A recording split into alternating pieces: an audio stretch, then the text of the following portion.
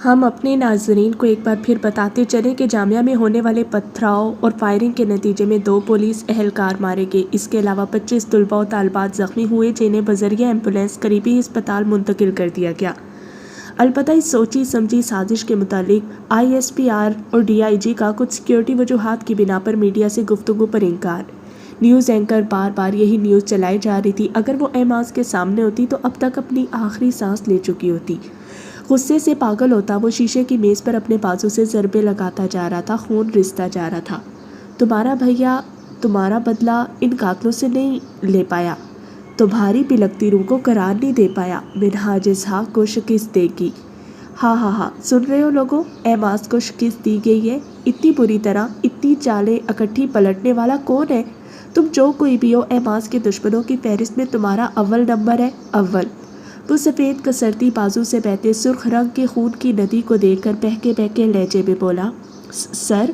اس کی پشت پر گھبرائی سی آواز بیدار ہوئی۔ خون رنگ آنکھیں لیے وہ پلٹا تھا، سامنے پھٹے دھول سے اٹے کرتے اور زخمی چہرے کے ساتھ کھڑے ایگل کو دیکھ کر اس کے جسم میں خون کے بجائے شرارے دوڑنے لگے۔ ڈیک کہاں ہے؟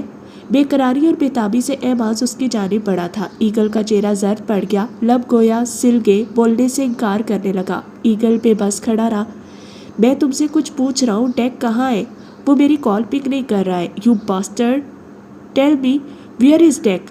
اعماز نے تیش میں جھنجھوڑتے اس کے زخمی چہرے پر ہی پنچ رسید کیا تھا۔ زبردست وار پر ایگل لڑکھڑا کر چند قدم پیچھے کھسک چکا تھا۔ ڈیک اور شیر دل مر گیا۔ ایگل نے صحیح معنوں میں اعماز پر بمباری کی تھی۔ شٹ اپ، شٹ اپ، میں تمہارا خون پی جاؤں گا اگر تم نے مزید ایک لفظ بھی کہا تو۔ اعماز نے اسے گریبان سے جکڑ کر پھر اپنے مقابل کیا تھا، کرتا چر کی آواز پیدا کرتا مزید ادھڑ گیا تھا۔ سر، میرا یقین کریں، وہ دونوں بم چیک کرنے گئے تھے وہاں۔ ایگل نے دھیرے دھیرے بولا، سب تمہاری وجہ سے ہوا ہے، سب تم نے کیا، اور کون کر سکتا ہے تمہارے علاوہ؟ سب تم ہی جانتے تھے، نیا بندہ بھی تم ہی ہو۔ بتاؤ مجھے، کس نے بھیجا ہے تمہیں؟ کون ہو تم؟ اعماز بولتا جا رہا تھا، مکوں کی برسات کرتا جا رہا تھا۔ ایگل گر جاتا، وہ پھر اسے پکڑ کر مقابل کرتا اور پھر ایک جملہ بول کر مکہ رسید کرتا۔ ہم اگر غدار ہوتا تو کبھی آپ کی اتنی مدد نہ کرتا صاحب، ہم خود زخمی ہیں، ہم کو خود اتنا چوٹ آیا ہے۔ ایگل روحان سا ہوتا اپنی صفائی پیش کر رہا تھا۔ تمہیں کیا لگتا ہے میں تمہارا یقین کر لوں گا؟ کھولو اسے، کھولو، تمہارے ڈرامے بازی ابھی ختم کرتا ہوں میں۔ اعماز نے اس کی بازو پر لپٹی پٹی کھینچ کر کھولی۔ درد اور کرب کے مارے ایگل کی چیخ نکل گئی تھی۔ اس کے شانے سے نیچے بہت زیادہ کٹ لگے تھے، سیدھے سیدھے گوشت ابھرتا دکھ رہا تھا، بہت گہرا زخم تھا۔ اعماز چند پل کو ششدر رہ گیا، سفید لمبی پٹی دور پھینکی اور صوفے پر سر پکڑ کر بیٹھ گیا۔ کتنے گارڈ صحیح و سالم واپس آئے ہیں؟ کافی دیر بعد اس نے مدھم آواز میں دریافت کیا تھا۔ 13۔ ایگل کی آواز بھی ہلکی تھی۔ آؤٹ۔ اعماز یوں ہی سر تھامے اس کی طرف دیکھے بغیر سرد آواز میں بولا، سر ہم۔ ایگل ایک قدم آگے بڑھا۔ آؤٹ۔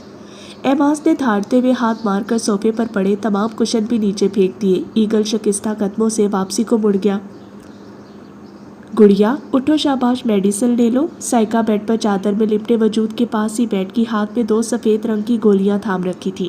گڑیا، سائکا نے چادر سے باہر جھانکتے اس کے چہرے پر سے شہد رنگ الجھے ریشم جیسے بالوں کو ہٹایا تھا۔ پیشانی واضح ہوئی تو ہاتھ رکھ کر جانچا۔ ہائے میرے اللہ، اس کا تو بخار ہی اترنے کا نام نہیں لے رہا۔ سائکا نے تڑپ کر ہاتھ اٹھایا تھا، اسے محسوس ہوا جیسے انجانے میں آتش کو چھیڑ بیٹھی ہو۔ اسی اثنا میں دادو بھی ہاتھ میں تسبیح تھامے منہ میں ہی کچھ پڑتی اندر داخل ہوئی، نیلم کے پاس آ رکی اور تھوڑا سا آگے جھک کر اس پر پھونک ماری، پھر تسبیح کو چومتی سائکا کی جانب متوجہ ہوئی۔ دوا دی بچی کو؟ دادو اسی کے لیے ہی تو اٹھا رہی ہوں، مگر بے حال پڑی ہے یہ تو۔ 3 دن ہو چکے ہیں اس حادثے کو۔ اب تو اسٹوڈنٹس ری ٹیسٹ کی بھی تیاریاں شروع کر چکے ہیں، اور یہ ہے کہ خوف کی لپیٹ سے ہی باہر آنے کا نام نہیں لے رہی۔ حد درجہ کمزور دل واقع ہوئی ہے یہ تو۔ سائکا نے متفکر ہوتے کہا، ارے ہٹ، تو تجھے ٹیسٹ کی پڑی ہے؟ یہاں بچی مر رہی ہے، ہٹ، لا دے دوا۔ دادو سائکا کو ڈپٹتی اسے اٹھا کر خود اس کی جگہ بیٹھ گئی۔ سائکا نے گولیاں انہیں تھما دی اور خود سائے ٹیبل پر پڑے جگ سے پانی ڈالنے لگی۔ نیلم، میرا بچہ، اٹھ، دوا لے لے۔ دادو نے اسے زبردستی بازو سے تھام کر بٹھایا۔ وہ مدہوش سی اٹھ بیٹھی تھی، دوا لے کر پانی کے چند گھونٹ گلے میں اتارتے پھر سے لیٹ گئی۔ دادو، تائی کی کال آئی تھی، بتا رہی تھی کہ آہل اب ٹھیک ہوتا جا رہا ہے، کھڑے ہونے میں کچھ دشواری پیش آتی ہے جس کا علاج فزیو تھراپی کے ذریعے شروع کروا دیا ہے۔ 1 माह तक वो बिल्कुल ठीक हो जाएगा। साइका उनके हाथ से गिलास थाम कर वापिस रख चुकी थी।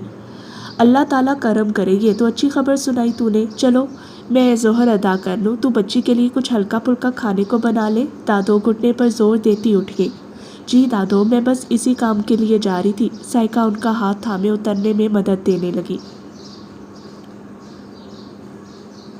सर, मेजर आस सिविल ड्रेस में आम से हुलिये में अंदर दाखिल हुआ। यस कम इन मेजर आस। वो धीमी सी मुस्कान के साथ उसे अंदर आने की इजाज़त दे चुके थे। साथ ही हाथ में मौजूद भारी नीले रंग की फाइल मेज़ पर रख दी। Sir deck. उसका अंदाज सवालिया और बेचैन सा था। ढीली ढाली नेवी ब्लू शर्ट और ब्लैक पैंट में वो बहुत उजलत में दिखाई दे रहा था।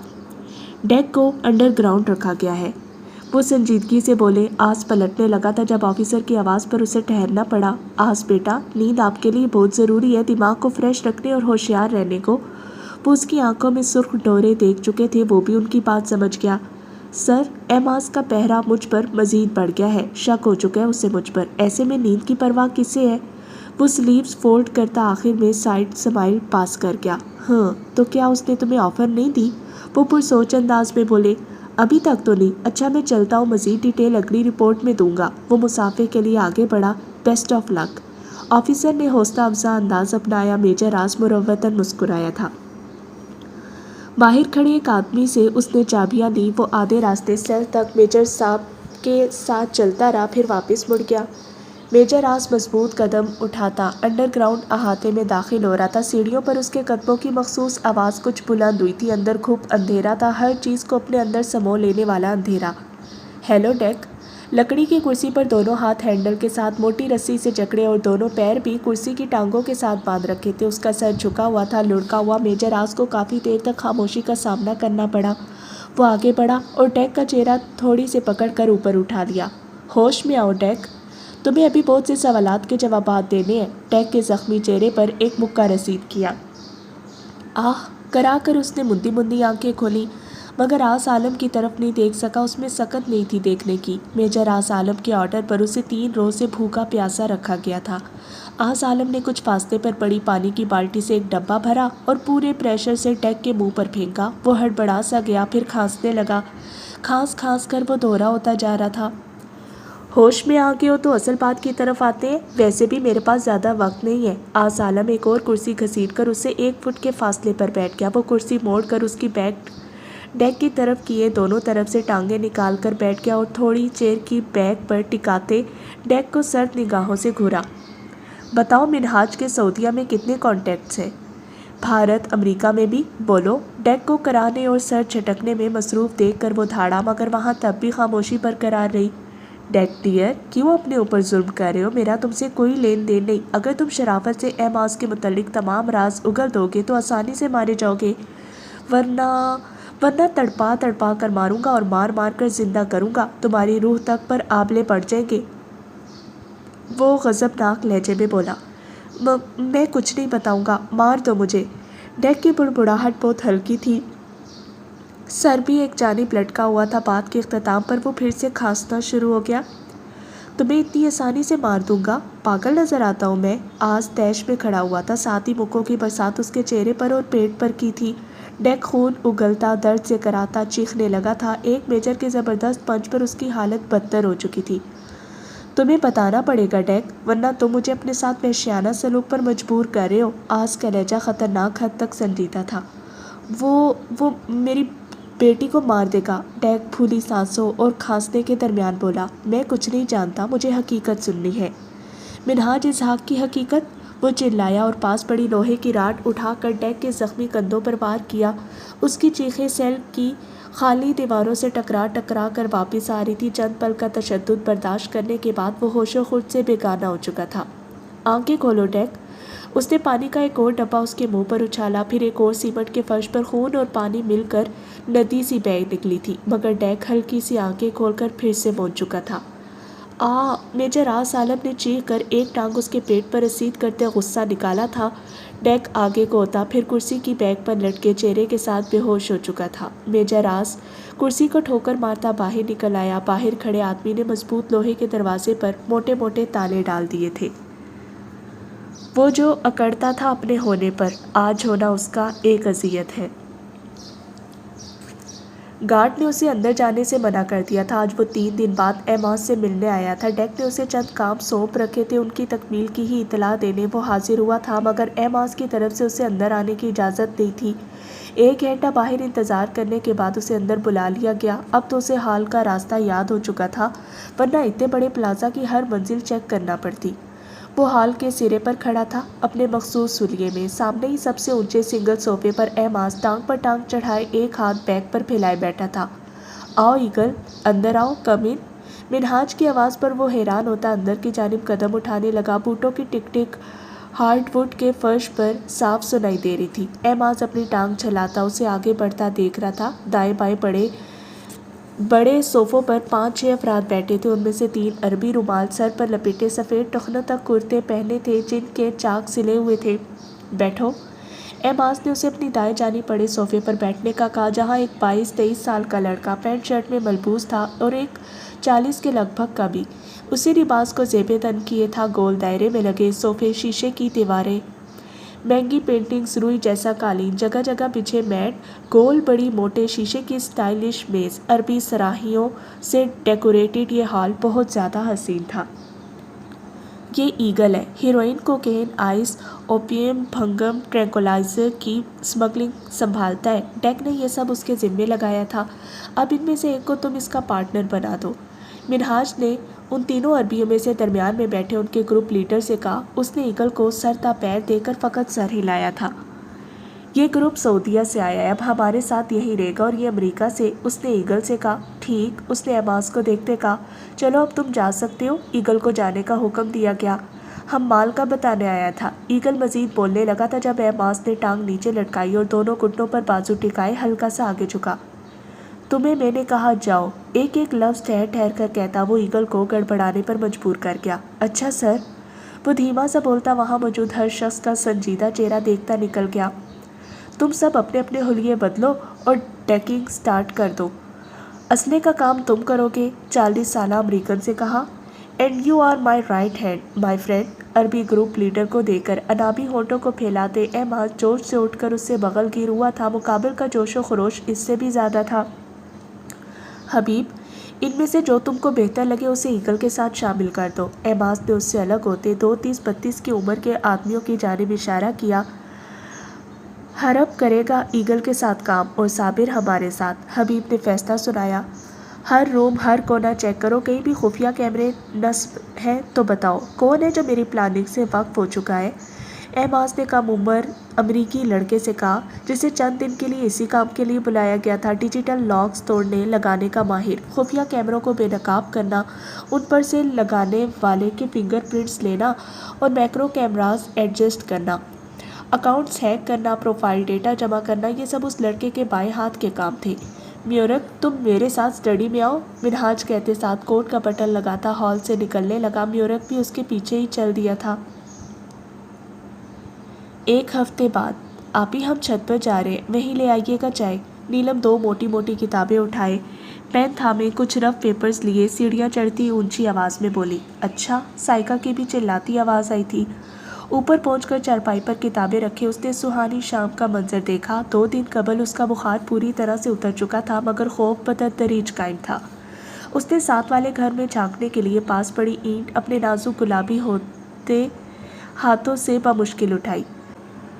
آہ کی آواز کے ساتھ اینٹ نیچے رکھی اور سرخ ہوتی لمبی مخروطی انگلیاں دیکھی۔ ان پر پھونک مارتی وہ اینٹ کے اوپر کھڑی ہوگی۔ نیچے جھانکا جہاں ٹائیگر پش اپس لگا رہا تھا، سفید ڈھیلی سلیو لیس شرٹ میں ملبوس ننگے پیر۔ یہ بھی کوئی وقت ہے ایکسرسائز کرنے کا؟ نیلم نے بڑبڑاتے ہوئے اپنی چھت پر کچھ تلاشنے کے انداز میں نظر دوڑائی، پھر اینٹ سے نیچے اتر کر 2-3 مٹی بجری کے ٹکڑے اٹھائے اور پھر سابقہ جگہ پر آ ٹھہری۔ ایک آنکھ بند کی اس نے چھوٹے سے کنکر سے نشانہ لیا جو ٹھیک ٹائیگر کی کمر پر لگا تھا۔ نوکیلا کنکر دور سے پھینکنے پر بڑی زور سے چبھا تھا۔ کمر پر ہاتھ مارتا وہ سیدھا بیٹھ گیا۔ اب نظر آس پاس کی چھتوں پر یہ کارروائی کرنے والے فرد کو تلاشنے کرنے لگی۔ جب اس کی نظر ہلکے نارنجی آنچل پر پڑی اور پھر اس سے ہوتی ہوئی میدے کی رنگت اور سبز آنکھوں والی گڑیا پر ٹھہر گئی، نیلم نے جوش و خروش سے ہاتھ ہلایا تھا۔ ٹائیگر نے آنکھیں سکیڑ کر اسے دیکھا اور پھر دوبارہ سے اپنے سابقہ مشغلے میں گم ہو گیا۔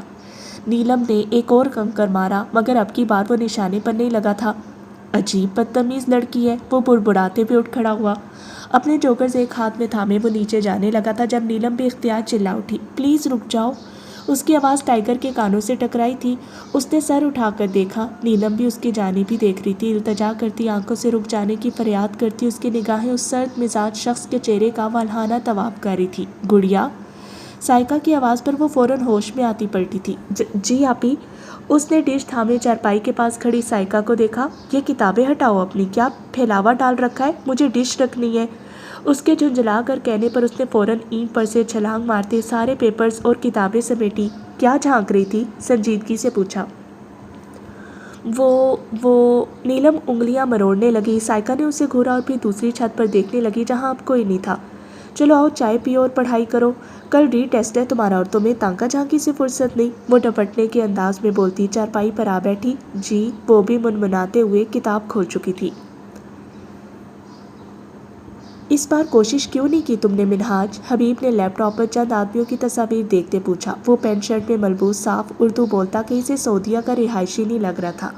مجھے پتا تھا کہ اس بار سیکیورٹی پہلے سے بھی سخت ہوگی۔ میں نے 2-3 اور جامعات میں بھی کوشش کی مگر اس بار تمام فورسز الرٹ ہو چکی ہیں، کوئی حملہ آور، کوئی گارڈ اندر نہیں جا سکا، اور سب سے حیران کن یہ کہ اس بار ڈپارٹمنٹس میں ٹیسٹ کا انتظام کیا گیا، نہ کہ باہر کیمپس میں۔ اب جامعہ کے اندر ایک ڈپارٹمنٹ میں ایک حملہ آور بھیجنا یہ ایک مشکل کام تھا، جبکہ ڈپارٹمنٹس ہوتے بھی فاصلے پر ہے۔ ایماز بھی لیپ ٹاپ پر ہی کچھ ٹائپ کر رہا تھا، پاس پڑی ڈائری کا ڈیٹا شاید اتار رہا تھا، دونوں کے بیچ میز پڑی تھی۔ تم اتنی آسانی سے ہار کیسے مان سکتے ہو؟ حبیب نے لیپ ٹاپ کی سکرین پر جمی نظریں ہٹا کر منہاج اسحاق کے دلکش چہرے کی جانب دیکھا۔ ہار اور میں؟ حبیب، میں اس لفظ کے معنی سے انجان ہوں۔ You don't worry, orientation day پر 2-3 بندے جامعہ میں گھس جائیں گے، 5-6 اسٹوڈنٹس مارے جائیں گے، خوف پھر طلباء میں جڑ پکڑ لے گا۔ ان کو سکون کا سانس تو میں نہیں لینے دوں گا، منہاج نے سرد لہجے میں کہا۔ مجھے حیرت ہے کہ وہ لڑکا پورا پلازا چیک کر کے جا چکا ہے، کوئی کیمرہ، کوئی وائس ریکارڈر، کچھ بھی تو نہیں ملا۔ پھر کیسے کسی کو تمہاری پلاننگ کے بارے میں پتہ چل سکتا ہے؟ اس سے پہلے کہ ایماز حبیب کے جواب میں کچھ کہتا کہ اسٹڈی کے دروازے پر ناک ہوا۔ کم ان، غصیلے تاثرات سے اجازت دی۔ سر ہم، ایگل جلدی سے اندر آتا بولا۔ شٹ اپ، تم بلا اجازت اسٹڈی تک آئے کیسے؟ منہاج غصے سے دریافت کرنے لگا۔ سر ہم تو پہلے بھی، ایماز نے کاٹ دار لہجے میں اس کی بات کاٹی۔ پہلے کی بات اور تھی، اب کی بات اور ہے۔ پہلے تم ڈیک کی شے پر دندناتے پھرتے تھے مگر اب ایسا نہیں ہوگا۔ اگر گارڈز اجازت نہ دے تو تم اندر نہیں آؤ گے۔ ناؤ لیو۔ منہاج پہلے اس کے چہرے کی جانب دیکھ کر سختی سے بولا، پھر جانے کا کہہ کر دوبارہ اپنے لیپ ٹاپ پر مصروف ہو گیا۔ اس تمام دورانیے میں حبیب خاموشی سے اپنا کام جاری کر رکھے تھا۔ ایگل کچھ خفیف سا ہوتا جانے لگا جب ایماز نے اسے پکارا۔ تمام ڈیلنگز، پیمنٹس اور دوسرا حساب حرب کو بتایا کرو، آج سے تم اس کے انڈر کام کرو گے۔ دوبارہ مجھے اپنی شکل مت دکھانا، اس کا لہجہ وارن کرتا ہوا تھا، پھر انگلی سے نکل جانے کو کہا۔ ایگل شکستہ اور افسردہ قدموں سے ایماز پلازا سے نکل گیا۔ گڑیا، تمہاری فرینڈز آ گئی ہیں، جلدی نیچے آؤ، سائقہ نے سیڑھیاں اترتے کہا۔ وہ ابھی اس کی تیاری مکمل کر کے روم سے نکلی تھی مگر نیلم اب تک اندر تھی۔ آئی آپی، اس نے لائٹ پنک گلوز ہونٹوں پر لگاتے، کانوں میں مونگ کی دال جتنے ٹاپس پہنے اور سفید چمکیلے موتیوں کی اسٹائلش واچ اٹھاتے دوپٹہ کندھے پر ڈالا اور سیڑھیاں اترنے لگی۔ اس دورانیے میں وہ واچ پہن کر دوپٹہ شانوں پر پھیلا چکی تھی۔ Sea green and black contrast shirt اور شفون کے دوپٹے کے ساتھ بلیک چوڑی دار پاجامہ پہنے وہ غضب ڈھا رہی تھی۔ اے نیلم، آگے آگے۔ وہ تقریباً بھاگتی ہوئی آئی اور راہداری میں پڑے جوتوں کے ریک سے ایک ڈبہ نکال کر اس میں سے سینڈل نکالنے لگی۔ غضب خدا کا ہے، تو پڑھنے جا رہی ہیں کہ شادی پر؟ دادو اس کے پیچھے کھڑی چلائیں۔ آج اورینٹیشن ہے دادو۔ نیلم نے جھک کر سینڈل چڑھائی۔ ادھر آ، دادو نے اسے اپنے پاس بلایا۔ وہ منہ بناتی سینڈل پہن کر ان کے پاس آ کھڑی ہوئی۔ اللہ نظر بد سے بچائے، دادو نے اس کے چہرے پر اوپر سے نیچے پھونک مارتے دوپٹہ اس کے سر پر ٹکا دیا۔ نہیں لگتی ہمیں نظر، وہ جلدی سے کہتی دوپٹہ چھٹکتی باہر نکل گئی جہاں ایک ٹیکسی میں اس کی 3 سہیلیاں پہلے سے ہی تیار اس کے انتظار میں سڑی تھیں، اور حسن کی اس دیوی کو جلوے بکھیرتے دیکھ کر سب کو اپنی گھنٹوں کی محنت ضائع ہوتی محسوس ہوئی۔ وقت پر پہنچنے پر انہیں آڈیٹوریم میں سیکنڈ رو میں سیٹس مل چکی تھی۔ اے سی کی ٹھنڈک میں ہلکے میوزک کے ساتھ ان کا استقبال کیا گیا۔ پھر وی سی آیا، اس نے نشست سنبھالی اور چیف گیسٹ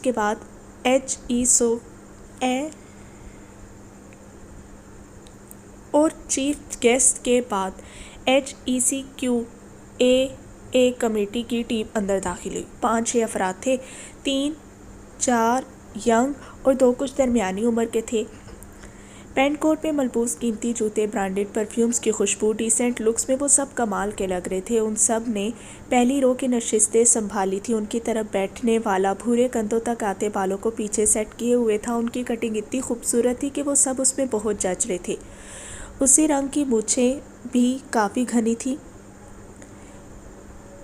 نیلم کو اس کی مونچھیں ذرا نہ بھائیں۔ کتنا ڈیشنگ بندہ ہے، and his moustaches, oh my god, کتنی سوٹ کر رہی ہیں اس پر، مہک نے فدا ہونے والے انداز میں کہا۔ بس گاؤں کے وڈیرے ٹائپ لوگوں کی طرح، مہک، او مہک۔ نیلم نے فرضی مونچھوں کو مروڑتے نقل اتارتے اس کا نام لیا۔ اس کی صدا پر پورا گروپ ہنس پڑا۔ ان کی ہنسی آس پاس کے اسٹوڈنٹس نے بھی سنی تھی۔ کتنی بھی اختیار نظریں حسن کے اس بے نیاز پیکر پر جم کر رہ گئی، مگر وہ بھرپور اعتماد سے بیٹھی مسکرائے جا رہی تھی۔ تقریب جاری تھی اور ہر کوئی اس کو انجوائے کرتا، اپنے مستقبل کے حوالے سے بے پناہ خواب دیکھ رہا تھا۔ اسٹوڈنٹس، دیکھ لیا آپ نے کہ کس طرح ہماری یونیورسٹی نے اپنا اسٹینڈرڈ انکریز کیا اور پاکستان کی ٹاپ 10 یونیورسٹیز میں اپنی جگہ بنائی۔ ایک بار اس ملک کے ادب و احترام میں کھڑے ہو جائیے۔ آج ہم موت سے بچ کر اس آڈیٹوریم میں جمع ہیں تو صرف اس ملک کے محافظوں کی وجہ سے۔ اپنے ملک پر فخر کریں اور اس کی سلامتی کے لیے دعا گوریں۔ ایک بار پھر آپ سب سے ریکویسٹ ہے کہ نیشنل اینتھم کے احترام میں اپنی اپنی نشستیں چھوڑ کر کھڑے ہو جائیں۔ تمام students, VC، chief guest, team member سب کھڑے ہو چکے تھے۔ ترانہ شروع ہو چکا تھا۔ اگر پورے آڈیٹوریم میں کوئی بیٹھا تھا تو وہ تھی نیلم ابرار۔ نیلم، تمہیں سنائی نہیں دے رہا؟ مہک دبے دبے غصے سے غرائی۔ نیشنل اینتھم، مگر وہ ٹانگ پر ٹانگ جمائے چنگم کے غبارے پھوڑتی بے نیازی سے اسمارٹ فون کی ٹچ سکرین پر انگلیاں چلا رہی تھی۔ سنائی دے رہا ہے، کمال بے نیازی سے جواب آیا تھا۔ تو قومی ترانے کے ادب میں کھڑے ہونا تم پر فرض نہیں ہے؟ چبھتا ہوا سوالیہ انداز۔ بالکل بھی نہیں، یہ ادب و احترام تم کو مبارک۔ لاپرواہی سے جواب دیتے ایک اور غبارہ پھوڑا گیا۔ HECQA کمیٹی کا وہ بھورے بالوں والا ممبر اسے ہی گھور رہا تھا۔ اس کے تاثرات ایسے تھے جیسے ابھی نیلم کو اٹھا کر آڈیٹوریم سے باہر پھینک دے گا۔ چونکہ وہ اگلی نشستوں میں سے ایک پر کھڑا تھا، تبھی اس نے مڑ کر دیکھا تھا۔ اس کی گھورتی آنکھیں نیلم کے دلکش چہرے پر جمی تھیں۔ سرد نگاہ میں ناگواری کے تاثرات صاف نمایاں تھا۔ یہ آنکھیں وہ کیسے بھول سکتی تھی؟ سیاہ ماسک میں سے جھانکتی 2 آنکھیں اس کے سامنے جھٹ سے آئیں اور غائب ہوئیں۔ گھبرائیے مت، ہم آپ کے محافظ ہیں۔ گھمگیر باری لہجہ اس کی سماعت سے ٹکرایا۔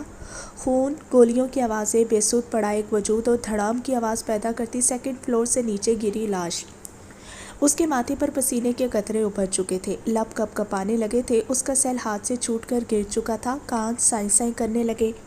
آنکھوں میں بس وہی 2 آنکھوں کا عکس ابھر رہا تھا۔ وہ ممبر کب کا سیدھا ہو چکا تھا، ترانہ ختم ہو چکا تھا، سب دوبارہ اپنی نشستیں سنبھال چکے تھے۔ نیلم، تمہیں کیا ہوا ہے؟ لٹھے کی مانند سفید پڑتے اس کے چہرے کو دیکھ کر مہک نے پوچھا۔ کچھ نہیں، نیلم نے پسینہ صاف کرتے کا ساتھ ہی نظریں اسٹیج پر ٹکا دی جہاں انہیں آئندہ شیڈول سے آگاہ کیا جا رہا تھا۔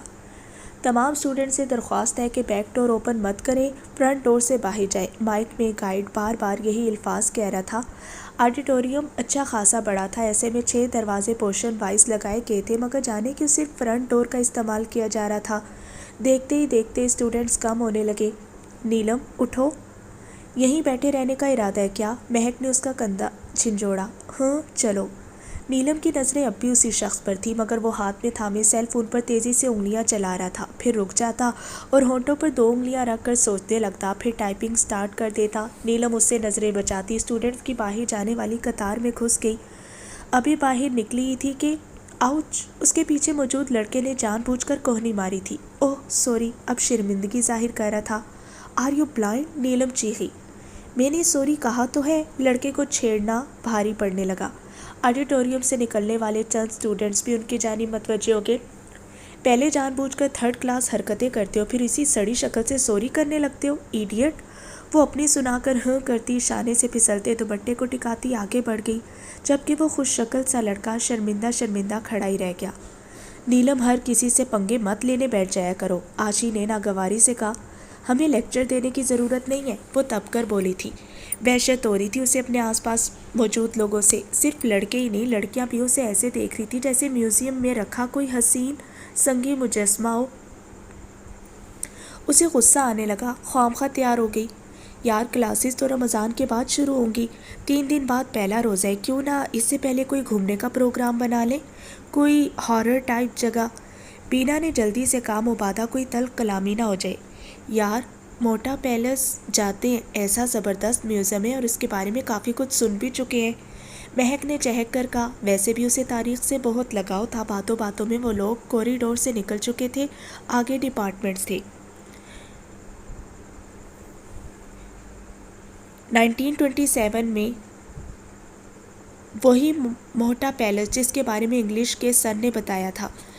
लेकिन यार वो तो हिस्टोरिकल जगह है। 1927 में तामीर किया गया, फिर बड़े सगीर की तकसीम के बाद पाकिस्तान का हिस्सा बना। पहले राजस्थानों का अड्डा था, फिर म्यूज़ियम में बदल दिया, और भी जाने क्या क्या तारीख़ी वाक़यात जुड़े हैं उस जगह से। नीलम उकताए हुए लहजे में बोली।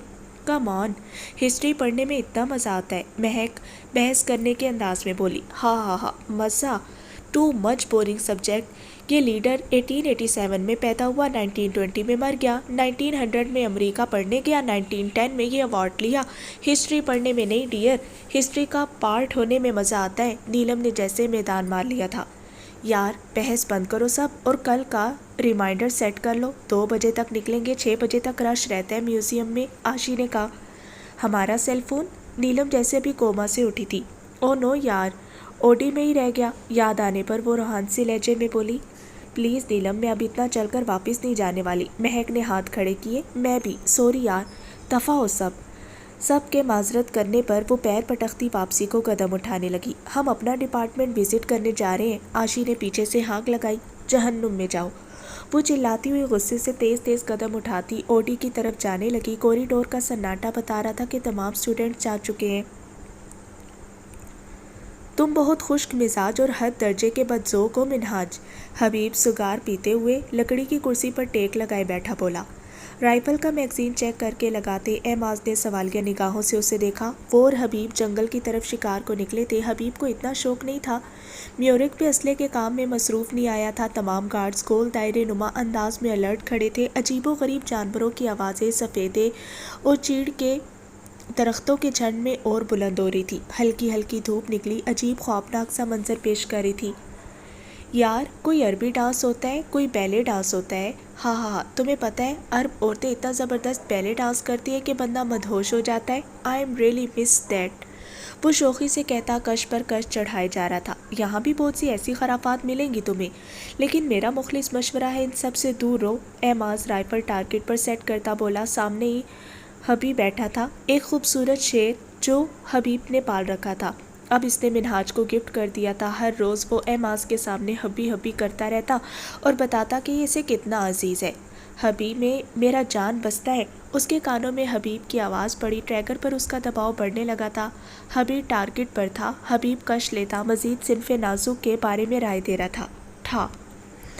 एमाज की राइफल से निकली बुलेट की आवाज़ काफ़ी ज़ोरदार थी। शाखों पर बैठे ऊँगते परिंदे फ़ौरन आसमान की जानिब उड़ान भरने लगे।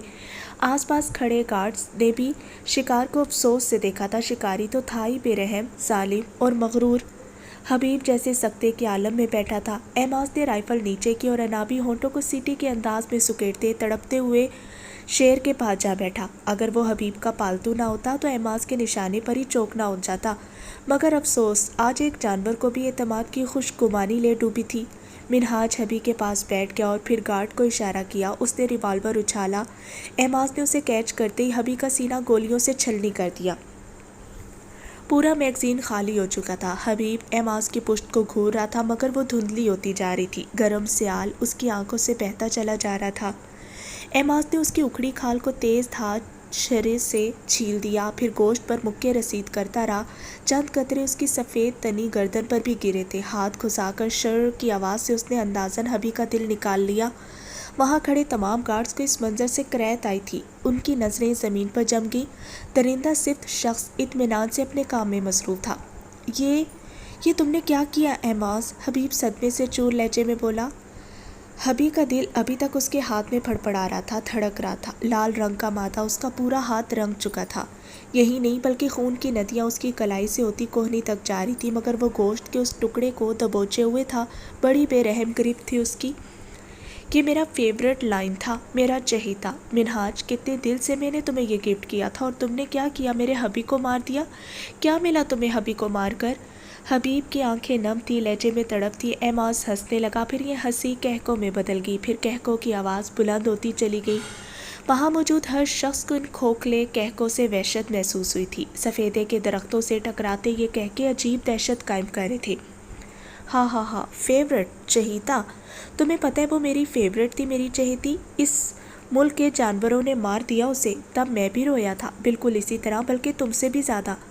مگر کسی کو فرق نہیں پڑا میرے آنسوؤں سے، جیسے آج مجھے نہیں پڑا تمہارے آنسوؤں سے، وہ عجیب سی دیوانگی آنکھوں میں سموئے کہہ رہا تھا۔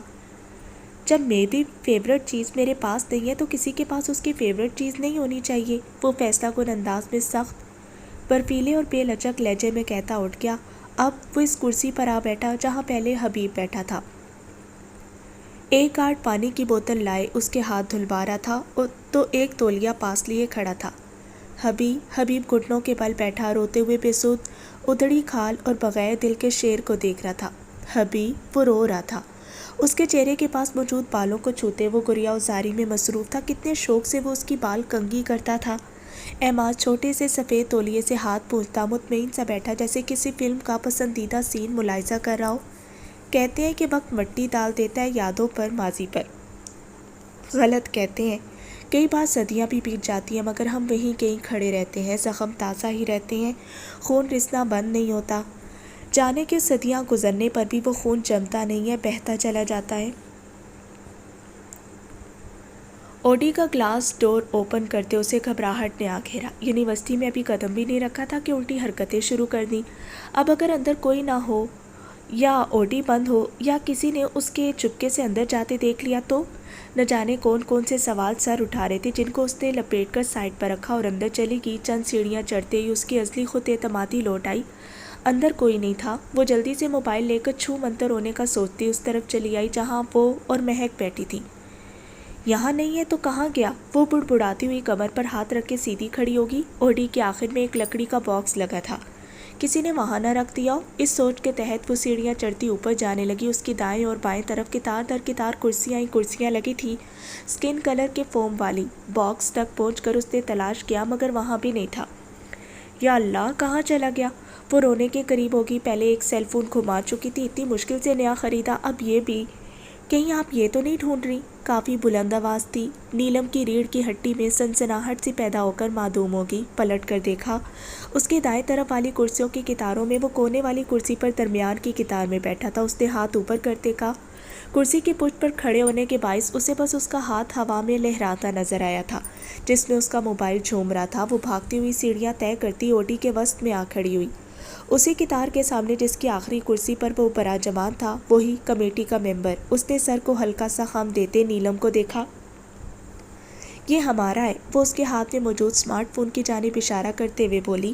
اس نے ٹانگ پر رکھی ٹانگ نیچے اتاری، پھر کوٹ کو جھٹکتے کھڑا ہوا، اس کے پاس پہنچتی غصیلی نظروں سے گھورا۔ نیلم نے اس کے ہاتھ سے موبائل لینے کو بھی ہاتھ بڑھایا ہی تھا کہ اس نے اپنا ہاتھ پیچھے کھینچ لیا۔ اس نے نہ سمجھی سے اسے دیکھا، پھر موبائل جھپٹنا چاہا تو اس نے ہاتھ اوپر کر لیا۔ نظریں مسلسل اس کے گھبرائے اور جھنجھلائے چہرے پر جمی تھی۔ نیلم نے اچک کر موبائل لینا چاہا مگر ناکام رہی۔ وہ بامشکل اس کے کندھے تک پہنچ رہی تھی۔ پورا اوڈی سائیں سائیں کر رہا تھا اور انٹری ٹیسٹ کے مناظر ابھی دماغ میں تازہ تھے، ساتھ ہی اس کا بے رحم رویہ بھی یاد آ چکا تھا۔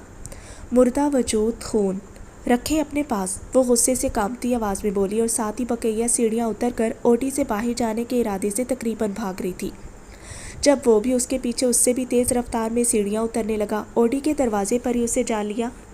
نیلم کے چہرے پر خوف کے سائے لہرائے تھے، جبکہ مقابل کا چہرہ حد درجہ سنجیدہ تھا۔ وہ آگے بڑھنے لگا۔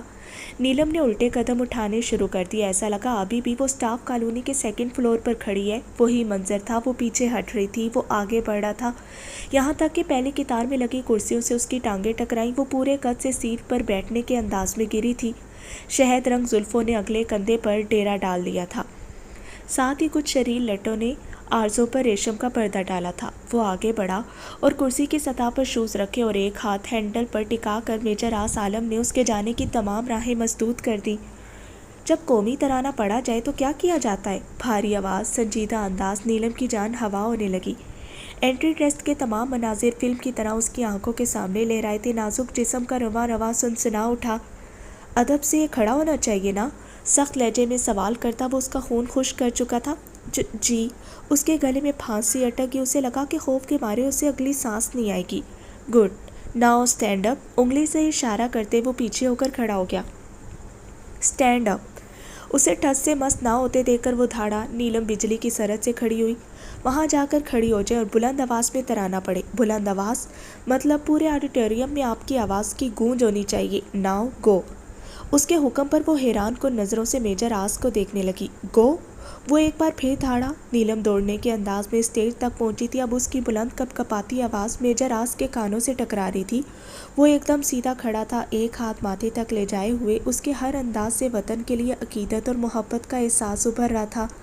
ترانے کے اختتام پر اس نے ایڑی بجا کر ماتھے پر ٹکایا، ہاتھ نیچے گرا لیا۔ نیلم فوراً نیچے اتری تھی۔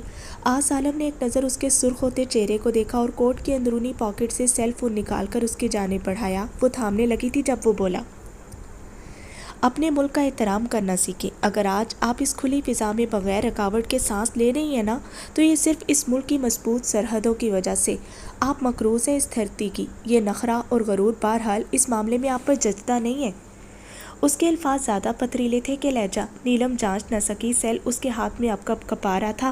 اس پر ایک تیز نظر ڈالتا وہ پینٹ کی ایک جیب میں ہاتھ ڈالتا اوڈی سے باہر نکل گیا۔ نیلم نے گہرے گہرے سانس لیا اور اس کے پیچھے ہی نکل آئی۔ ڈپارٹمنٹ آڈیٹوریم کے پچھلے حصے سے قریب پڑتا تھا۔ پچھلے حصے میں گراؤنڈ اور چند درختوں کے بعد ڈپارٹمنٹس تھے۔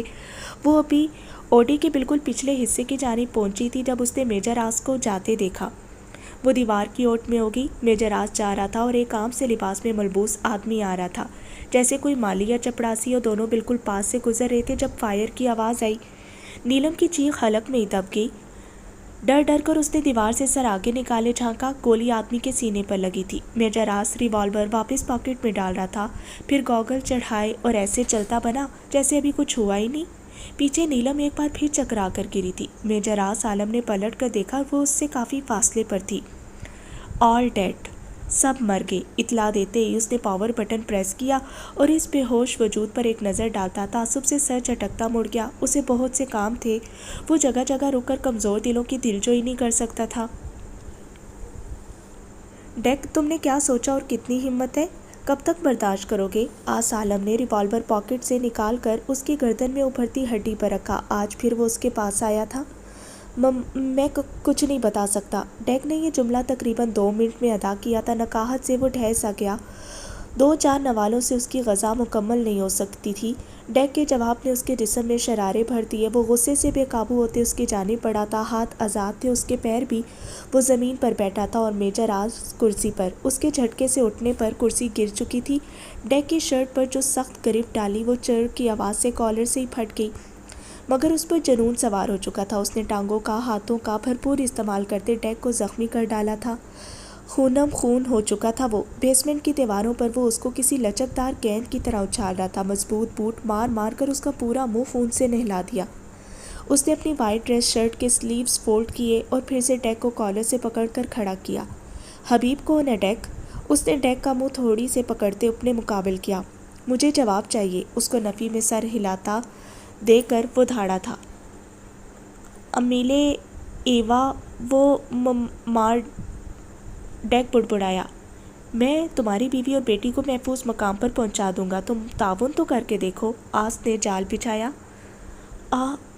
وہ کچھ بولنا چاہ رہا تھا مگر نقاہت کے باعث لب ساتھ دینے سے انکاری ہو رہے تھے۔ آس عالم نے پانی کا ڈبہ اس کے منہ پر دے مارا، پھر یہی ڈبہ اس کے ہاتھ میں تھما دیا۔ منرل واٹر پینے والا آج کھارا پانی پی رہا تھا۔ میں ایم آس کی نس نس سے واقف ہوں۔ امیلے اور ایوا اس کے قبضے میں ہے۔ جیسے ہی میں راز اگلوں گا وہ بے دردی سے میری بیوی بیٹی کو مار دے گا، بلکہ ان کا خون تک پی جائے گا۔ ڈیک نے بمشکل بات مکمل کی۔ نہیں ہے وہ اس کے قبضے میں، آس چیخ کر بولا۔ ڈیک بے بسی سے رونے لگا، جس کا مطلب تھا کہ وہ کچھ نہیں بتانا چاہتا۔ اوکے، بہت نرمی سے ڈیل کیا میں نے تمہارے ساتھ۔ لیکن تم یہ نرمی ڈیزرو نہیں کرتے۔ آس عالم نے لوہے کی راڈ اٹھا لی۔ اب ڈیک کی چیخیں در و دیوار ہلا رہی تھی۔ وہ تڑپ رہا تھا، رو رہا تھا، ہاتھ جوڑتا گڑ گڑا تھا، مگر مقابل گویا پتھر تھا یا روبوٹ جس پر کوئی چیز اثر نہیں کر رہی تھی، نہ التجائیں، نہ منتیں، نہ گڑ گڑاہٹ۔ پورے 2 گھنٹے تمہارے سر پر بیٹھی رہی ہوں میں۔ میڈم بے ہوش ہو گئی۔ بھئی ایسا بھی کیا دیکھ لیا تم نے، چوزے کا دل لیے پھرتی ہو؟ وہ دونوں ٹیکسی میں بیٹھی گھر کو جا رہی تھی جب مہک بولی، آشی اور بینا کہاں ہیں؟ نیلم نے یس مردہ لہجے میں پوچھا۔ تمہیں ڈھونڈتے خوار ہو، تیرے بعد میں پتہ چلا کہ ایک لڑکی فائر کی آواز سے بے ہوش ہو گئی تھی، اسے میڈیکل ڈپارٹمنٹ لے کر گئے ہیں، تو میڈم وہاں خون خون کرتی بیڈ پر سر پٹکتی ملی۔ خیر آشی اور بینا کو تو میں نے گھر بھیج دیا، تمہیں ریسٹ کی ضرورت تھی، نرس نے جانے کون سی میڈیسن دی، 2 گھنٹے بعد ہوش آیا۔ میں نے سائیکا آپی کو کال کر دی تھی کہ ہم کچھ لیٹ ہو جائیں گے، وجہ نہیں بتائی تھی۔ مہک تیز تیز بول رہی تھی۔ اچھا، وہ اس کی تقریر کے جواب میں فقط اتنا ہی کہہ سکی۔ ٹیکسی سگنل پر کھڑی تھی جب ایک بہت بزرگ فقیر آ کر ٹیکسی ڈرائیور سے مانگنے لگا، اللہ کے واسطے دیتا، کبھی اپنی مجبوری بتاتا۔ وہ چند روپوں کی درخواست کر رہا تھا، ڈرائیور نے جانے کیا کہا جب وہ پچھلی طرف آ کر شیشہ بجانے لگا۔ نیلم نے اپنا کلچ کھولا کہ گرین سگنل ملتے ہی ٹیکسی ڈرائیور نے سپیڈ لگائی۔ روکو روکو، تمہیں سنائی نہیں دیتا؟ کوئی تیسری آواز پر ٹیکسی رکی تھی۔ ہم نے اس فقیر کو پیسے دینے تھے، واپس لو، وہ نقاہت کے باوجود چیخ رہی تھی۔ یار اب تو ہم کافی آگے آ گئے ہیں، مہک نے بے بسی سے کہا۔ مہک وہ مانگ رہا تھا، اس نے کھڑکی بجائی، ایک بار نہیں بار بار، پھر بھی یہ ڈرائیور میرے روکتے روکتے بھی ٹیکسی بھگا لے گیا۔ نیلم سخت غصے میں ڈرائیور کو گھورتے بولی، چلو کوئی بات نہیں، غصہ نہ کرو، مہک نے نرمی سے کہا۔ غصہ کیسے نہ کروں؟ مہک، وہ فقیر ہمارے در پر آیا تھا، کیسی بے بسی تھی اس کے چہرے پر، کتنی فریادیں کر رہا تھا، التجا کر رہا تھا، گڑ گڑا کر کھڑکی بجا رہا تھا۔ ہمارے پاس اتنا تو تھا نا کہ چند سکے اس کے کشکول میں ڈال دیتے، مگر نہیں، ہم نے دھتکار دیا۔ نیلم کا لہجہ گلوگیر تھا۔ کم آن نیلم، پتہ نہیں وہ مستحق تھا بھی کہ نہیں، کم کر دو اپنی یہ ہمدردیاں، ناؤ گرو اپ۔ مہک اب کی بار ناگواری سے بولی، مستحق نا مستحق میں نہیں جانتی مہک، مگر تم سوچو، اگر کبھی ہم نے اللہ کا در کھٹکھٹایا، اور بے شک اس کے پاس لاتعداد ہے نوازنے کو، مگر جس طرح ہم نے اس فقیر کو خالی جھولی لوٹا دیا، اسی طرح اگر اللہ تعالیٰ نے بھی کبھی ہوتے ہوئے بھی ہمیں نہ دیا، خالی دامن تشنہ لب چھوڑ دیا، تو ہم کیا کریں گے؟ نہ جانے کہ وہ بے حد جذباتی ہوگی تھی۔ اللہ نہ کرے، مہک نے بے اختیار کہا۔ کیا ہوا گڑیا؟ سائیکا کے دروازے کھولتے ہی وہ تنفن کرتی اندر گھس گئی۔ سائیکا نے ایک معذرت خانہ نظر مہک پر ڈالی جو ٹیکسی کی کھڑکی سے انہیں ہی دیکھ رہی تھی، پھر اندر چلی گئی۔ گڑیا ہوا کیا ہے؟ وہ بھی تیز تیز سیڑھیاں چڑھتی اوپر روم میں آ گئی جہاں وہ کلچ پٹکنے کے بعد ہلکی پھلکی پہنی جیولری اتاری تھی۔ بتاؤ بھی، سائیکا مرر کے آگے آ کر کھڑی ہوگی۔ آپ ہی بھلا کوئی آنسوں کے درمیان آپ سے فریاد کر رہا ہو، کچھ مانگ رہا ہو اور آپ کے پاس موجود بھی ہو وہ شے، مگر اسے نہ دو، دھتکار دو، رد کر دو، تو کیا آپ انسان کہلانے کے لائق ہو؟ جس میں انسانیت نہ ہو وہ انسان کیسا؟ نیلم چند پل کو اپنا کام ترک کیے اسے دیکھتے بولی تھی۔ مگر بات تو بتاؤ۔ پھر اس نے سائیکا کو پورا واقعہ سنا ڈالا۔ ڈونٹ وری، ابھی بابا اثر پڑھنے مسجد جائیں گے تو ان سے کہہ دینا کچھ پیسے مسجد میں ڈال آئیں، اوکے؟ سائیکا نے اس کے گال پر تھپکی دی، اس نے فقط سر ہلا دیا، وہ اس کا پہلاوا سمیٹنے لگی تھی۔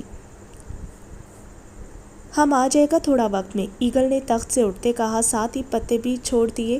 مگر تم جا کہاں رہے ہو؟ حرب بھی اٹھ کھڑا ہوا۔ بقیہ افراد ان کو نظر انداز کرتے آپس میں گفتگو کرنے لگے۔ یار ہم کو جامعہ کے حوالے سے کام ہے، کچھ بچہ لوگ مال لے جاتا ہے، پیسہ نہیں دے کے جاتا، بس ان کو ہی تھوڑا دھو کر آ جائے۔ ایگل نے منہ میں رکھی ماچس کی تیلی چبائی۔ میں بھی چلتا ہوں تمہارے ساتھ۔ حرب تیزی سے آگے بڑھنے لگا۔ نیچے پیچھے خستہ حال سے قالین پر 20-25 کی تعداد بیٹھی مختلف نشوں سے لطف اندوز ہو رہی تھی۔ ارے تم کیا کرے گا جا کر؟ ہمارا کام ہے، ہم کو دیکھ لینے دو، وہ ناگواری سے کہتا تیزی سے نکل گیا۔ حرب نے شرٹ کی پاکٹ سے سیل فون نکالا اور قدرے کونے میں جا کر نمبر ڈائل کرنے لگا۔ ابھی نکلا ہے وہ، جلدی جاؤ۔ بات مکمل کرتے اس نے کال کینسل کر دی اور واپس اپنی نشست پر آ بیٹھا۔ وہ لوگ داخلی گیٹ پر پہنچے اور ٹکٹ لے کر اندر داخل ہو گئے۔ آشی، بینا، نیلم، مہک اور اس کی کزن جو عمر میں ان سب سے بڑی تھی، احتیاطاً اسے ساتھ بھیجا گیا تھا۔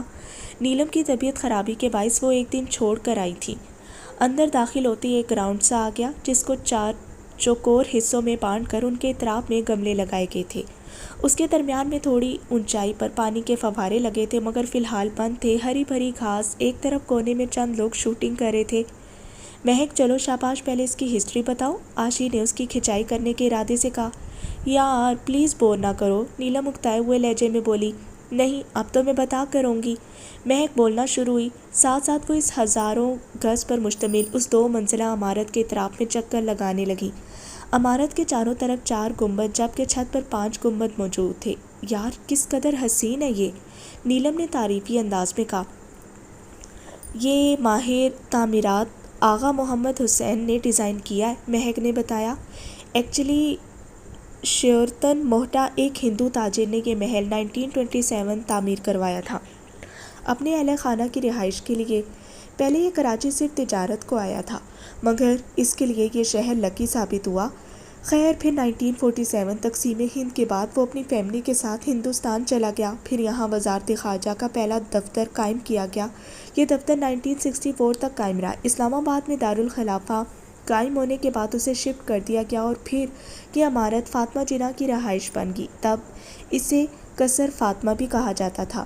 1967 میں ان کی ڈیتھ کے بعد اسے حکومت سندھ کی تحویل میں دے دیا گیا، ساتھ ہی یہ بھی حکم جاری کیا کہ اس عمارت کو ایک عجائب گھر بنایا جائے گا جو پاکستان کے ثقافتی ورثے کی عکاسی کرے گا۔ 1999 میں موہٹا پیلس کا باقاعدہ افتتاح کیا گیا۔ یہ تھی اس کی ہسٹری۔ وہ لوگ پیلس کے دائیں طرف تھے جہاں بہت سارے مجسمے پڑے تھے، کالے پتھر سے بنا شیر، عجیب سا ہاتھی، سفید رنگ کا سر کٹا آدمی جس نے ہاتھ میں کوٹ تھام رکھا تھا، ایک عورت سراہی تھامے بیٹھی تھی جس میں سے پانی گر رہا تھا، ایک سپاہی کھڑا، چیتا بیٹھا، ایک آدمی کے ساتھ بچہ کھڑا، آدھے سے زائد سیاہ رنگ کے تھے۔ وہ لوگ دوبارہ سے گھوم کر داخلی دروازے کے پاس آ ٹھہرے تھے۔ اندر سیل فون الاؤ نہیں ہے، آشی نے بتایا۔ او نو یار یہ کیا بات ہوئی، ہم نے سیلفیز بھی لینی تھی۔ نیلم کو افسوس ہوا۔ پہلے اندر گھوم آتے ہیں پھر تصویریں لے لیں گے۔ بینا کی تجویز سب کو پسند آئی۔ اندر داخل ہوتے ہی وہ دنگ رہ گئی، کیا سجدت تھی، ایسے لگ رہا تھا کہ محل میں آگے دونوں منزلوں پر 16 کمرے تعمیر تھے۔ اندر bio geographical themes, maps of Pakistan, history of Pakistan, Islamic history of Pakistan, یہ چند تھیمز کے علاوہ سونے کے حروف والا قرآن شریف تھا۔ پورا ویو کرنے کے بعد وہ لوگ باہر آ گئی۔ اب چونکہ 4 بج رہے تھے تو لوگوں کی آمد و رفت بھی بڑھ گئی، رش ہونے لگا۔ عموماً اتنا نہیں ہوتا تھا۔ ہماری بالکل اچھی نہیں آئی، ڈیلیٹ کرو اسے، نیلم چلائی۔ بہت زبردست ہے، ہاں ہاں چڑیل لگ رہی ہو، مہک نے تصویر دیکھتے مذاق اڑایا جس میں ہوا کے چلنے کے باعث نیلم کا پورا چہرہ اس کے بال ڈھانپ چکے تھے۔ مہک ڈیلیٹ کرو، وہ اس کی جانب لپکی۔ تم کرتی ہو؟ وہ پیچھے ہوئی، نیلم اس کی جانب بڑھی، مہک نے دوڑ لگائی۔ مہک، نیلم بھی کہاں ہار ماننے والی تھی۔ مہک، وہ اس کے پیچھے بھاگ رہی تھی۔ مہک ہاتھ سے اتر کر راہداری میں بھاگنے لگی، نیلم بھی پیچھے ہولی۔ بلاک ہیل پہنے اسے کافی دشواری ہو رہی تھی مگر وہ بھی اپنے نام کی ایک تھی۔ ایگل راہداری سے گزرا تھا، جانے کتنے رکشے بسیں بدل کر وہ یہاں تک پہنچا تھا۔ اسے پتا تھا کہ حرب نے کوئی مخبر چھوڑ رکھا ہے۔ سامنے سے آتے تقریباً اپنے ہم عمر شخص کی جانب دیکھ کر اس نے سر پر بندے رومال کو اور کس لیا، ساتھ ہی دائیں کندھے کو حرکت دی تھی۔ مقابل نے بھی کندھے کو حرکت دی اور آگے بڑھنے لگا۔ ایگل بھی اس کی جانب ہی بڑھ رہا تھا۔ گہرے رنگ کے کرتے کی جیب سے ایک طے شدہ پرچی نکالی، بالکل پاس سے گزرتے وہ پرچی اس شخص کے ہاتھ میں تھمانے لگا تھا جب ایک لڑکی بھاگتی ہوئی ان کے بیچ سے گزرنے لگی۔ کسی پہاڑ جیسے وجود سے ٹکراتی وہ گھوم سی گئی۔ ایڈیٹ، راستے میں کھڑے ہیں، وہ بڑبڑاتی ہوئی آندھی طوفان کی طرح واپس بھاگ گئی۔ ایگل نے آس پاس نظر دوڑائی، پرچی زمین پر کہیں نہیں تھی۔ گملوں کے پاس دیکھا، ادھر ادھر، مگر جانے کہاں چلی گئی تھی۔ تم گھوم کر آؤ، میں تلاش کرتا ہوں، ایگل رازداری سے بولا۔ وہ شخص اب میوزیم کے اندر جانے لگا تھا، ایسے پوز کر رہا تھا جیسے یہاں گھومنے آیا ہو۔ ایگل عقابی نظروں سے چاروں طرف دیکھنے لگا۔ اسے دور سے 4-5 لڑکیوں کا وہ گروپ اچھل کود کرتا نظر آ گیا۔ ایگل کے قدم اسی جانب اٹھنے لگے تھے۔ جب کہہ دیا تھا کہ کر دو ڈیلیٹ، پھر کیوں نہیں مانی؟ بھگت لیا نا اب۔ وہی لڑکی جو اس سے کچھ دیر قبل ٹکرائی تھی، اونچا بولتی ہنس رہی تھی، اس کی ہنسی سے گویا جل ترنگ سا بج اٹھا تھا۔ میرے پیر! مہک پیر سینڈل سے آزاد کرتی گھاس پر بیٹھ گئی۔ سنیں، اس نے پاس جاتے بلند آواز میں کہا۔ سنائیں؟ 2-3 لڑکیاں شریر لہجہ اپناتے ایک ساتھ کورس میں بولی تھی، جبکہ ان میں سے بڑی عمر کی لڑکی نے سب کو گھور کر دیکھا۔ ٹکرانے والی لڑکی اپنے سیل کی جانب متوجہ تھی۔ جی کہیں؟ وہی میچور لڑکی بولی۔ ایکچولی کچھ دیر پہلے یہ لڑکی آ کر ہم سے ٹکرائی تھی، اس نے نیلم کی جانب اشارہ کرتے کہا۔ بات ابھی ادھوری تھی مگر وہ فوراً سیل چھوڑ کر چند قدم آگے بڑھی۔ ٹکرائی تھی؟ مطلب کیا ہے تمہارے کہنے کا؟ ہم جان بوجھ کر تم سے ٹکرائے تھے؟ دماغ خراب ہے ہمارا؟ دنیا جہاں کے ہینڈسم مر گئے تھے جو ہم تم پینڈو کاجل کی دکان کو ٹکر ماریں گے؟ नीलम ने तड़क कर उसका जुमला उचकते गोला बारी कर दी। लिसन मैम, ना ही मैं पेंडू हूँ ना ही काजल की दुकान। अभी वो उंगली उठाई मजीद कुछ कहता कि वो फिर बोल पड़ी। काजल ने सुरमा तो भरा है ना, पूरे महीने का एक दिन ही में ही लगा लिया। कम लगा लेते तो शायद तुम्हें हम नजर आ जाते, मगर नहीं, शौक होता है तुम जैसे लफंडरों को। खूबसूरत लड़की देखी नहीं कि अंधेपन का मुजाहरा शुरू। न खुद से कहती वो हसीना ईगल को जहर से भी बुरी लग रही थी। खूबसूरत, आप इंतहाई बदतमीज़, बद तहजीब और बदजुबान है, वो भी जवाबन दो बदो बोला था। ओ मिस्टर तुम। नीलम चुप कर जाओ, महक ने उसे हाथ से पकड़कर पीछे घसीटा। असल बात बताएं। महक की कज़न आगे बढ़ी। पता नहीं उस लड़के ने क्या कहा था जब वो महक से उलझती नीलम के करीब आई। तुम्हारे पास कोई पेपर है, कोई पर्ची वगैरह? नहीं तो हम यहाँ पढ़ने के लिए थोड़ी आए हैं, वो मुंह बनाते बोली। वो लड़का कह रहे तुम्हारे टकराने के बाद उसके हाथ में जो पेपर था वो खो गया, महक की कज़न ने मजीद कहा। तुम्हारा मतलब क्या है? हम इतने गए गुजरे कि कागज़ चोरी करते फिरे? मुझे तो तुम शक्ल से ही कोई क्रिमिनल लगते हो। अभी सिक्योरिटी को बुलाते हैं, वो तब कर बोली तो महक और उसकी कज़न आगे बढ़ी। मैं इसकी तरफ से माजरत करती हूँ, अगर आपका पेपर हमारे पास होता तो हम दे देते। रियली सॉरी, महक की कज़न माजरत खाना लहजे में बोली। चलो लड़कियों। नीलम को खींच कर ले जाते वो ऊंची आवाज़ में बोली तो बाकी सब भी पलक झपकते गायब हो गई। ईगल हाथ मलता वहीं खड़ा रह गया। 2 घंटे पूरा म्यूजियम छान मारने से भी कागज़ का वो टुकड़ा नहीं मिल सका। मुसाफिर बस कराची से सरगोदा जा रही थी कि कैंट स्टेशन के करीब ज़ोरदार धमाके के बाद उसमें आग लग गई। धमाके के नतीजे में 10 अफराद जाँ बहक और 60 जख्मियों और लाशों को जिन्ना अस्पताल मुंतकिल कर दिया गया, जहां 6 अफराद की हालत तशवीशनाक। वाक़े के बाद जिन्ना अस्पताल में इमरजेंसी नाफिज कर दी गई। फायर ब्रिगेडियर के अमले ने फ़ौरन आग बुझाई, ताहम धमाके के नतीजे में बस मुकम्मल तौर पर तबाह हो गई और करीबी इमारतों के शीशे भी टूट गए। शहर के टीवी पर एक ही खबर बार बार चलाई जा रही थी, जली लाशें, बसे, जख्मी लोग, मुतासरा मकान। यूनिट में बिल्कुल खामोशी थी। दम साधे सब ये खबर सुन रहे थे, अपनी आवाम को इस मुश्किल वक्त में आहें सिसकियाँ भरते देख रहे थे, मगर वो जैसे बेबस हो गए थे, जैसे उनके हाथ पैर बांध दिए गए हों। अगर उन सब में कोई शोर करके अपना गुस्सा निकाल रहा था तो वो मेजर राज था। दीवार पर मुक्के बरसाते वो चीख रहा था। मैंने पूरी रात लगा दी, पूरा दिन लगा दिया, मैं नाकाम रहा। इस सब के पीछे सिर्फ उसका कसूर है। मैं छोड़ूंगा नहीं उसे, जान से मार डालूंगा। दीवार पर मुक्के मारते मारते वो चिल्ला कर बोल रहा था। उसके हाथ का गोश्त फट चुका था। आज कूल डाउन यार, पागल हो गए हो क्या? तुमने कोशिश तो की थी ना, कोड्स भी हासिल कर लिए थे। अब अगर अल्लाह को नहीं मंजूर? नहीं, जो कुछ भी हुआ है मेरी लापरवाही के नतीजे में हुआ है। वो अपने साथी का हाथ झटकता बोला। मेजर आस्ट, डायरेक्टर जनरल से आपकी मीटिंग है, इसके लिए आपको इस्लामाबाद जाना होगा। ISI के हेड क्वार्टर में ही आपकी उनसे मुलाकात हो सकती है। इस एक हफ्ते के अंदर जैसे आपके पास वक्त निकलता है मैं टाइमिंग फिक्स कर दूंगा। कैप्टन शाहिद ने उसके बराबर बैठते जख्मी हाथ से बहते खून को साफ करते पट्टी बांधी, साथ ही इतला भी दी थी। पहले तो मुझे मज़ीद तबाही होने से रोकनी है। एमास के मुताबिक उसमें 3 कोड थे। एक धमाका तो मैं नहीं रोक सका, मगर बाकी 2 का सुराग लगाना है, और इसके लिए अगर मुझे उसकी जान भी लेनी पड़ी तो मैं एक पल का भी तवक्कुफ नहीं करूँगा।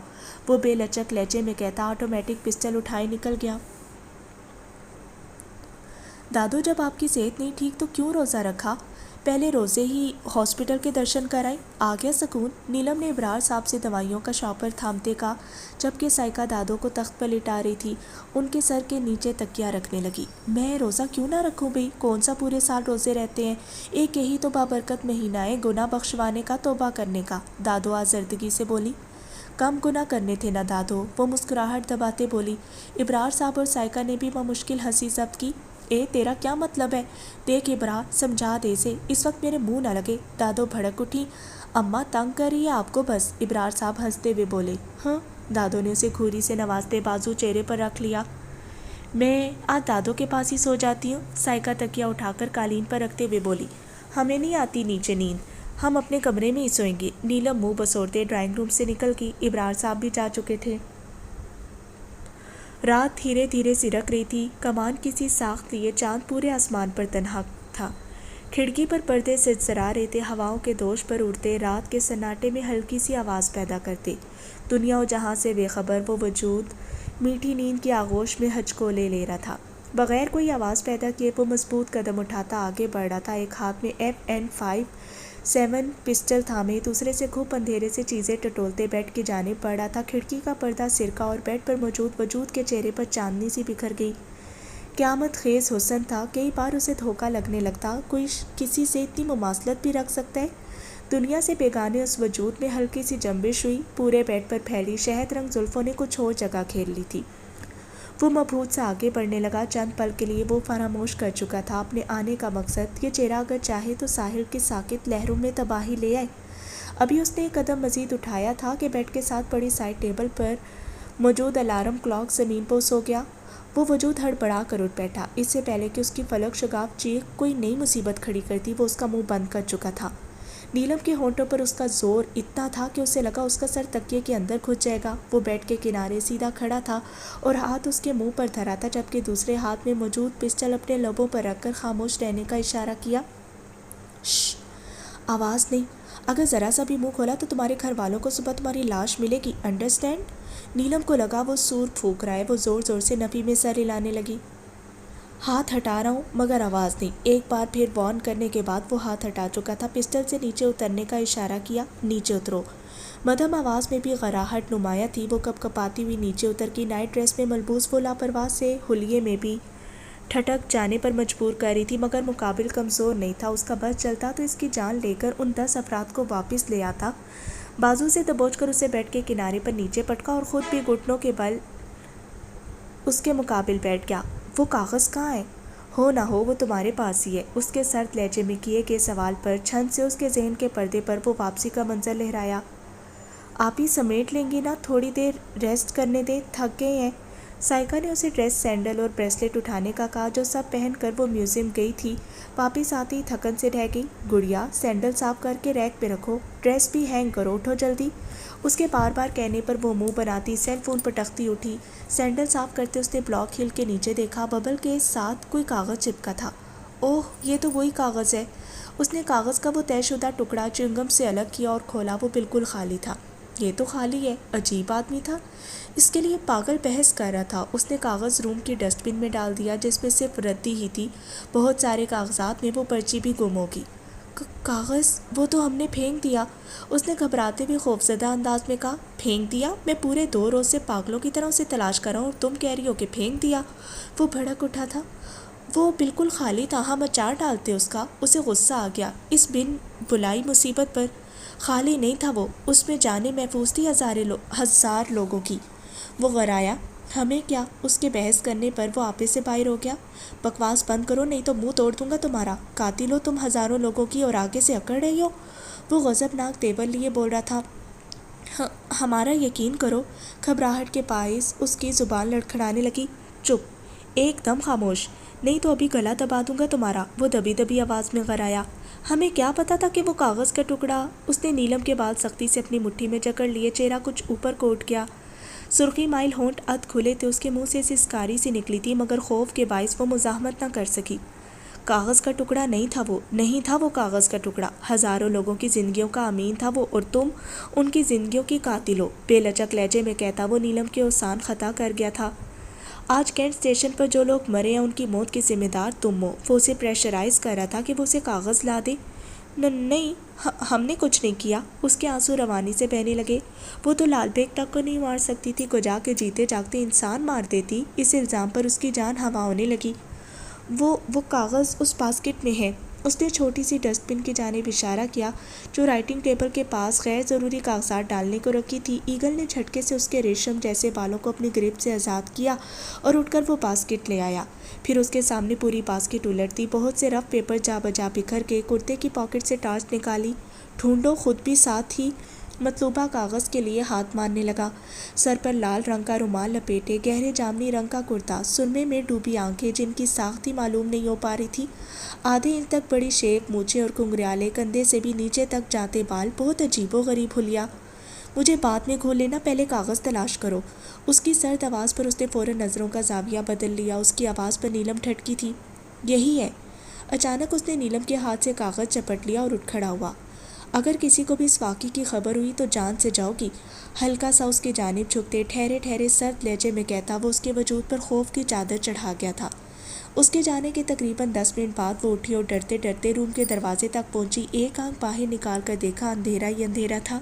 رات کے 2 بج رہے تھے. 3 بجے سائیکا سحری کے لیے اٹھتی تھی. وہ اس قدر خوفزدہ ہوئی کہ آہستہ آہستہ سیڑھیاں اترتی ڈرائنگ روم میں آ گئی جہاں دادو اور سائیکا سو رہی تھی. بڑے صوفے پر لیٹ کر اس نے کشن زور سے بازوؤں میں دبا کر آنکھیں میچ لیں۔